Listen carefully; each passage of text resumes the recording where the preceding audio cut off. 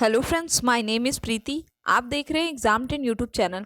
Friends, आज हम लोग डिस्कस करने वाले हैं ज्योग्राफी क्विक रिवीजन सीरीज का पार्ट 2। इसके पहले हम लोगों ने पार्ट 1 डिस्कस किया था, जिसमें हम लोगों ने बहुत से इंपॉर्टेंट क्वेश्चंस को कवर किया था। तो जिन लोगों को पार्ट 1 नहीं मिल रहा है, तो वो लोग ज्योग्राफी की प्लेलिस्ट में जा करके पार्ट 1 को देख सकते हैं और अपना एग्जाम से पहले एक क्विक रिवीजन कर सकते हैं। आइए शुरू करते हैं आज के क्वेश्चंस को। आज का हमारा पहला क्वेश्चन है कि मत्स्य पालन का व्यवसाय किस नाम से जाना जाता है? तो आपको पता है कि कृषि से संबंधित बहुत से कल्चर हैं, जैसे मोनोकल्चर हो गया, विटीकल्चर देख रहे हैं, इसी में दिया है आपको बहुत ज़्यादा, ठीक? तो मत्स्य पालन किस कल्चर में आता है? पीसी कल्चर में आता है, ठीक? मछली का पालन किसमें है? पीसी कल्चर में। उसी तरह अगर अगला क्वेश्चन हमारा मोनोकल्चर किससे संबंधित है? तो यह व्यापारिक अनाज की कृषि का एक विशिष्ट लक्षण है क्या? मोनोकल्चर। थोड़ा नया है तो इसे याद रखिएगा। अगला हमारा विटीकल्चर किससे संबंधित हो? या अंगूर की खेती से संबंधित है। मधुमक्खी पालन को क्या कहते हैं? तो मधुमक्खी पालन को एपी कल्चर कहते हैं। देख लेते हैं और भी कौन कौन से इंपॉर्टेंट है। सेरी कल्चर का संबंध किससे है? रेशम कीट पालन से। याद रखिएगा, रेसा सेरा, ठीक? तो रेशम का संबंध किससे है? सेरी कल्चर से है। उसी तरह एपी कल्चर का संबंध किससे है? मधुमक्खी से है। किससे है? मधुमक्खी से। फिर आता है हमारा पीसी कल्चर। तो पीसी कल्चर हम लोगों ने पढ़ लिया है। पीसी कल्चर का संबंध किससे है? मत्स्य पालन से है पीसी कल्चर का संबंध है। फ्लोरी कल्चर, एक क्या होता है? Floriculture. तो फ्लोरी कल्चर का संबंध होता है फूलों के उत्पादन से। फ्लावर मतलब क्या होता है? फूल भी होता है, इसलिए फ्लोरी कल्चर का संबंध किससे है? फूलों के उत्पादन से, ठीक? फिर आता है हमारा केचुआ पालन। यह किस कल्चर के अंतर्गत आता है? तो वर्म मतलब छोटे कीड़े होते हैं, तो वर्मी कल्चर होता है, ठीक? वर्मी कल्चर के अंतर्गत क्या आता है? केचुआ पालन। आता है एक हमारा सब्जियों का उत्पादन किसमें होता है? तो सब्जियों का उत्पादन होता है ओलरी कल्चर में। किसमें होता है? ओलरी कल्चर में। याद कैसे कर लेंगे? ये बताइए, सब्जियों का राजा कौन है? तो सब्जियों का राजा आलू है। तो आलू से क्या हो गया हमारा? ओलरी कल्चर। उसी तरह अगला है हमारा बागवानी कल्चर, ठीक? कौन सा है? बागवानी कल्चर। इसको सॉरी, बागवानी को किस नाम से जानते हैं? हॉर्टिकल्चर के नाम से। बागवानों की किस नाम से जानते हैं? हॉर्टिकल्चर के अंदर क्या किया जाता है? बागवानी की जाती है। बाकी हम लोगों ने क्रांतियाँ लास्ट वीडियो में डिस्कस ही किया था, फिर भी एक बार यहाँ पे डिस्कस कर लेते हैं। हरित क्रांति का संबंध किससे है? खाद्यान्न उत्पादन से। श्वेत क्रांति का संबंध किससे है? दुग्ध उत्पादन से। नीली क्रांति का संबंध किससे है? मत्स्य उत्पादन से। रजत क्रांति का संबंध किससे है? अंडा उत्पादन से। पीली क्रांति का संबंध किससे है? तिलहन से। कृष्ण क्रांति, यहाँ पे क्या है? कृष्ण क्रांति का संबंध किससे है? तो बायोडीजल से। इंपॉर्टेंट है, याद रखिएगा। कृष्ण क्रांति का संबंध किससे है? बायोडीजल से। एक होता है हमारा लाल क्रांति। तो इसमें दो हैं, एक टमाटर उत्पादन और दूसरा क्या है? मांस उत्पादन। अगला हमारा बादामी क्रांति। तो बादामी क्रांति को बादाम मत समझिएगा, यह किससे संबंधित है? मसाला उत्पादन से संबंधित है बादामी क्रांति। और मोस्ट इंपॉर्टेंट है हमारा अमृत क्रांति। यह अमृत अमृत से नहीं, नदी जोड़ो परियोजना से संबंधित है। किससे संबंधित है? नदी जोड़ो परियोजना से, ठीक? अगला क्वेश्चन है हमारा कि गंगा नदी के किनारे कौन कौन से शहर स्थित हैं? तो गंगा नदी के किनारे देखिए, हरिद्वार, ऋषिकेश, कानपुर, इलाहाबाद, मिर्जापुर, वाराणसी, भागलपुर, पटना, ये शहर हैं जो गंगा नदी के किनारे स्थित हैं। यमुना नदी के किनारे कौन कौन से शहर स्थित हैं? तो यमुना नदी के किनारे देखिए, दिल्ली है, आगरा है, इलाहाबाद है, मथुरा है, औरैया है और इटावा। अयोध्या किस नदी के किनारे स्थित है? तो अयोध्या किस नदी के किनारे स्थित है? सरयू नदी के, ठीक? कोलकाता किस नदी के किनारे स्थित है? हुगली नदी के किनारे स्थित है कोलकाता। इसके पहले हम लोगों ने पढ़ा है कि अहमदाबाद किस नदी के किनारे स्थित है? तो साबरमती नदी के किनारे, ठीक? फिर आता है कटक कहाँ स्थित है? कटक कहाँ पड़ता है? उड़ीसा में। चावल अनुसंधान संस्थान कहाँ पे है? कटक में ही है, ठीक? तो यह किस नदी के किनारे स्थित है? महानदी के किनारे स्थित है। असम का डिब्रूगढ़, यह कहाँ पे स्थित है? तो यह ब्रह्मपुत्र नदी के किनारे स्थित है। किस नदी के किनारे है? ब्रह्मपुत्र नदी के किनारे।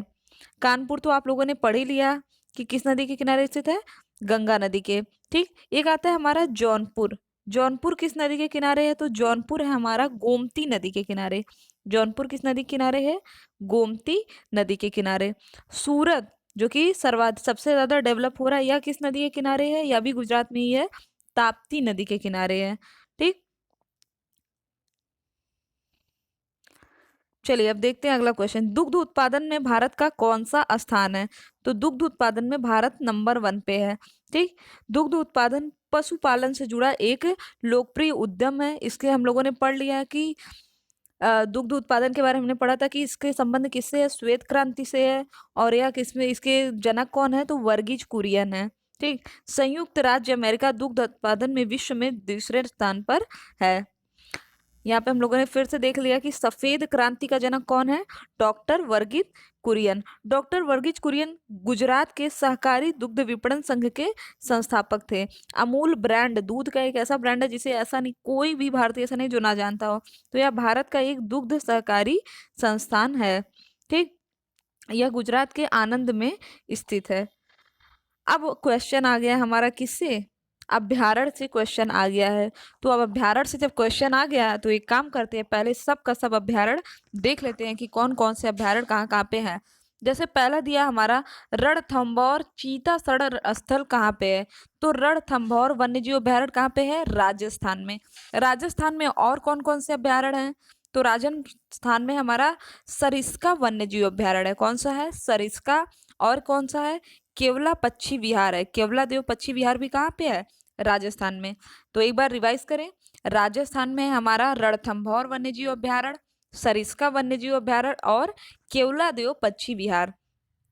इसके अलावा हम लोग अब आते हैं मध्य प्रदेश पे।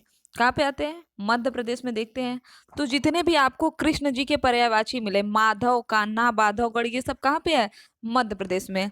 ठीक, फिर आता है हमारा पश्चिम बंगाल। जल्दी से बताइए, सबको पता है कि पश्चिम बंगाल में क्या है? सुंदरवन टाइगर रिजर्व है, जो कि कहाँ पे है? 24 परगना में है सुंदरवन टाइगर रिजर्व। गुजरात आता है हमारा। गुजरात में कौन सा है? तो गुजरात में है गिर वन्यजीव अभ्यारण्य। कौन सा है? गिर। अभी आपको पता होगा कि गिर के शेर शेर जो है उनकी मृत्यु हो रही थी, जिसके लिए गुजरात सरकार ने एक योजना भी लॉन्च की है उनको प्रोटेक्ट करने के लिए। फिर आता है हमारा कर्नाटक। कर्नाटक में हमारा बांदीपुर है। कौन सा है? बांदीपुर वन्यजीव राष्ट्रीय उद्यान। बांदीपुर राष्ट्रीय उद्यान। इसके बाद हम लोग बात करते हैं उड़ीसा में। उड़ीसा में कौन सा है? सिमलीपाल है। उड़ीसा में कहाँ है? सिमलीपाल राष्ट्रीय उद्यान है। उत्तराखंड में कौन सा है हमारा? Jim Corbett. पहला नेशनल पार्क है जिम कार्बेट या हेली नेशनल पार्क जिसे हम लोग कहते हैं जिम कार्बेट। यह कहाँ पे है? नैनीताल उत्तराखंड में। फिर बात आती है उत्तर प्रदेश की। तो उत्तर प्रदेश में देखिए एक आपको दिख ही रहा है यहाँ पे, दुधवा टाइगर रिजर्व है। ठीक, इसके अलावा चंद्रप्रभा जो कि उत्तर प्रदेश का पहला राष्ट्रीय उद्यान है। चंद्रप्रभा राष्ट्रीय उद्यान यह कहाँ पे है? वाराणसी में है। दुधवा वाला कहाँ पे है? अच्छा, यह लखीमपुर खीरी में है। दुधवा राष्ट्रीय उद्यान कहाँ पे है? लखीमपुर खीरी में। उत्तर प्रदेश में एक पक्षी विहार है जिसका नाम है नवाबगंज पक्षी विहार। क्या नाम है? नवाबगंज पक्षी विहार। असम का दो इंपॉर्टेंट है। असम में एक है काजीरंगा राष्ट्रीय उद्यान और दूसरा है हमारा मानस राष्ट्रीय उद्यान। ये दोनों कहाँ पर है? ये दोनों असम में है। ठीक, अब चलिए अब पढ़ते जाते हैं। अलीपुर वन्यजीव उद्यान कहाँ पर है? कोलकाता पश्चिम बंगाल में। सुल्तान पक्षी अभ्यारण्य कहाँ पर है? हरियाणा में है। ठीक, अगला क्वेश्चन है हमारा अभ्रक से। अगला क्वेश्चन है हमारा कि अभ्रक एक बहुपयोगी खनिज है। ठीक है, पूछ रहा है कि यह किस चट्टान से पाए जाते हैं? तो यह आग्नेय और कायांतरित चट्टान से पाए जाते हैं। अभ्रक किस चट्टान से पाया जाता है? आग्नेय और कायांतरित। अगर हम लोग बात करें कि भारत अभ्रक के उत्पादन में किस स्थान पर है? ठीक, तो अभ्रक के उत्पादन में भारत नंबर 1 पे है। ठीक है, विश्व में नंबर 1 पर है भारत। लेकिन किसमें? भारत अभ्रक सीड के उत्पादन में। अगर जो प्राकृतिक अभ्रक होता है उसके उत्पादन में चीन नंबर 1 पे है। ठीक, वैसे ऑप्शन में कभी भारत या चीन एक साथ नहीं देगा, जब भी देगा भारत ही देगा। अब तक जो सही होता आया वो क्या है? भारत ही है। ठीक, अब थोड़ा सा पढ़ लेते हैं खनिजों के बारे में कि कौन से खनिज कहाँ कहाँ पे पाए जाते हैं। ठीक है, तो सबसे पहले देखिए बात आती है कि लोहे की, किसकी बात आ रही है? लोहे की। लोहे के उत्पादन में भारत कौन से स्थान पे है? तो लोहे के उत्पादन में भारत चौथे स्थान पर है।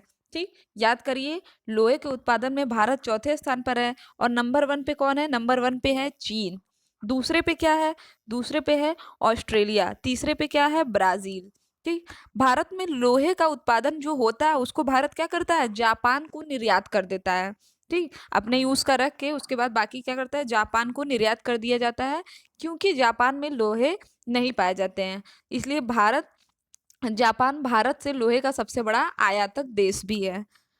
अब बात आती है लौह अयस्क की, कि भारत में सर्वाधिक, भारत नंबर 1 पे तो आ गया। अब बात आ रही है कि सर्वाधिक लौह अयस्क कहाँ पाए जाते हैं भारत में? तो कर्नाटक में। सबसे ज्यादा कहाँ पे है लौह अयस्क? कर्नाटक में। फिर है उड़ीसा में। कर्नाटक और उड़ीसा, ये दोनों भंडार हैं। लौह अयस्क के भंडार सबसे ज्यादा कहाँ पे है? कर्नाटक और उड़ीसा में। जबकि हम लोग बात करें उत्पादन के मामले में, तो उत्पादन में उड़ीसा नंबर 1 पे है। लौह अयस्क के उत्पादन में उड़ीसा नंबर 1 पे है और छत्तीसगढ़ नंबर 2 पे है। अगला हमारा मैग्नीज। मैग्नीज के उत्पादन में विश्व में भारत 5वें स्थान पर है। कौन से स्थान पर है? 5वें स्थान पर। ठीक है, और अगर हम लोग बात करें स्पेशली भारत में मैग्नीज के उत्पादन में कौन सा राज्य नंबर 1 पे है? तो मैग्नीज के उत्पादन और भंडार दोनों में कौन सा है? उड़ीसा है। ठीक, ज्यादातर धातुओं को अगर आप देखेंगे ना, तो ज्यादातर धातुएं कहाँ पे है? उड़ीसा में नंबर 1 पे है। और उड़ीसा बाक्साइट के उत्पादन में भी नंबर 1 पे है। ठीक, किसके? बाक्साइट के उत्पादन में भी उड़ीसा उत्पादन और भंडारण दोनों में नंबर 1 पे है। अगला है हमारा सीसा और जस्ता। क्या है? सीसा और जस्ता। इन्हें जुड़वा खनिज कहा जाता है। क्यों? क्योंकि जहां सीसा पाया जाएगा वहां जस्ता पाया जाता है। इन दोनों में नंबर 1 पे कौन सा है? नंबर 1 पे है राजस्थान। सीसा और जस्ते में नंबर 1 पे कौन है? राजस्थान है। ठीक है, अगला है हमारा, चाहे हम लोग बात करें उत्पादन की या भंडारण की बात करें, अगला हमारा तांबा। ठीक, तो तांबे के सबसे ज्यादा कहाँ पे पाया जाता है? मध्य प्रदेश में। तांबा सबसे ज्यादा कहाँ पाया जाता है? मध्य प्रदेश में। तांबे का उत्पादन मध्य प्रदेश में होता है। अगर हम लोग बात करें भंडारण की, सबसे ज्यादा स्टोर कहाँ किया गया है? तो राजस्थान में। तांबे का उत्पादन सबसे ज्यादा मध्य प्रदेश में होता है, लेकिन भंडारण राजस्थान में है। ठीक, अब बात आती है आधात्विक खनिजों की। ये तो धात्विक खनिज थे, अब हम लोग बात करेंगे आधात्विक खनिज। तो आधात्विक खनिज में हमारा सबसे पहले क्या आता है? हीरा आता है। ठीक है, हीरा, आपको पता होना चाहिए कि जो कोहिनूर का हीरा है वह भारत का ही है। आंध्र प्रदेश में गोलकुंडा की खान से निकाला गया है। ठीक, कहाँ से निकाला गया है? गोलकुंडा की खान से। अगला हमारा चूना पत्थर। हीरा हो गया और अब है हमारा क्या? चूना पत्थर। चूना पत्थर देखिए, सर्वाधिक उत्पादक कौन है? आंध्र प्रदेश है। सबसे ज्यादा चूना पत्थर कहाँ पे होता है? आंध्र प्रदेश में। उसके बाद होता है राजस्थान में। अब्रक का हम लोगों ने डिस्कस कर लिया है। अब यूरेनियम की बात कर रहे हैं, कि भारत में जो 70% यूरेनियम है वो कहाँ पे होता है? वो होता है झारखंड में। सबसे 70% यूरेनियम कहाँ पे होता है? झारखंड में। उत्तर प्रदेश में बात करें कि उत्तर प्रदेश में यूरेनियम कहाँ पाया जाता है? तो ललितपुर में। ठीक, अब बात आती है कोयला की। कोयला देखिए कई जगह पाया जाता है। सब सर्वाधिक कोयला कहाँ पे पाया जाता है? तो झारखंड। सबसे ज्यादा भंडारण कोयले का कहाँ पे है? भंडार है झारखंड में। फिर है उड़ीसा में। फिर है हमारा छत्तीसगढ़ में। लेकिन अगर हम लोग बात करें कि कोयले के उत्पादन में सबसे ज्यादा कहाँ पर है, तो कोयले का सबसे ज्यादा उत्पादन होता है छत्तीसगढ़ में। याद करिए, कोयले का सबसे ज्यादा उत्पादन कहाँ पे होता है? छत्तीसगढ़ में। और जबकि भंडारण कहाँ पर है? झारखंड में। ठीक, सबसे ज्यादा कोयला उत्पादन कहाँ पे होता है? तो यह होता है चीन में। कहाँ पे होता है? चीन। नंबर 2 पे कौन सा है? अमेरिका। और नंबर 3 पर है हमारा भारत। अब आइए पढ़ लेते हैं कोयले से और कौन से क्वेश्चन। कोयला एक ठोस कार्बनिक पदार्थ है जिसको ईंधन के रूप में प्रयोग किया जाता है। कोयले के कितने प्रकार होते हैं? तो देखिए, कोयले का प्रकार होता है पीट कोयला, जिसमें कार्बन की मात्रा 50 से 60% होती है। ठीक, अगला होता है हमारा लिग्नाइट कोयला, जिसमें कार्बन की मात्रा कितनी होती है? 65 से 70% होती है। लिग्नाइट कोयले में कितनी मात्रा होती है? 65 से 70%। फिर हमारा बिटुमिनस। अच्छा, ये लिग्नाइट कोयला सबसे ज्यादा कहाँ पे पाया जाता है? तमिलनाडु में पाया जाता है। इसका उत्पादन और भंडारण सबसे ज्यादा कहाँ पे होता है? तमिलनाडु में। नेक्स्ट है हमारा बिटुमिनस कोयला। इसमें कार्बन कितने होते हैं? 70 से 85% होते हैं। ठीक है। फिर हमारा एंथ्रोसाइड कोयला, या 85 से अधिक मात्रा में इसमें कार्बन पाए जाते हैं एंथ्रोसाइड में। भारत में छत्तीसगढ़ और झारखंड क्या है? दो कोयला उत्पादक राज्य हैं, अग्रगण्य मतलब सबसे ज्यादा। फिर हमारा तुंगभद्रा तथा भीमा किस नदी की सहायक नदियां हैं? तो कृष्णा नदी की। अब देखिए यहाँ से हम लोग टॉपिक को स्टॉप करते हैं। कल हम लोग नदियां देखेंगे कि नदियों से कुल कितने क्वेश्चन बनते हैं। ठीक है, यहीं से शुरू करेंगे कल हम लोग। तो आज के लिए बस इतना ही। आई होप कि आपको ये वीडियो पसंद आया होगा। अगर आपको वीडियो पसंद आया तो चैनल को सब्सक्राइब करें, शेयर करें और लाइक करना ना भूलें। डेली अपडेट्स पाने के लिए बेल आइकन पर जरूर क्लिक करें। Thank you friends, thank you so much.